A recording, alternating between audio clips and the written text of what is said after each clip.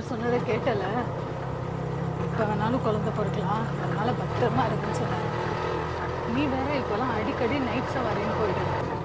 எனக்கு ஏதாவது ஒன்றுனா எப்படியா நீ பார்த்துக்க? இந்த நீ அதெல்லாம் ஒன்றும் யோசிக்காத. நமக்கு சிங்கக்குட்டி மாதிரி புள்ள பிறப்பாண்டி. ஆமாம், அப்படியே சொல்லிட்டு இருக்கேன்.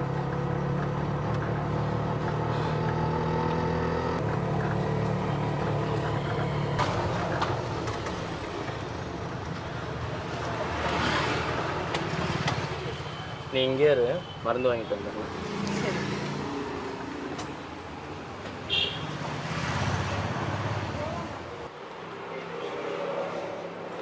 சரி, இந்த மாத்திரை எவ்வளோ வரும்னு பாருங்கள்.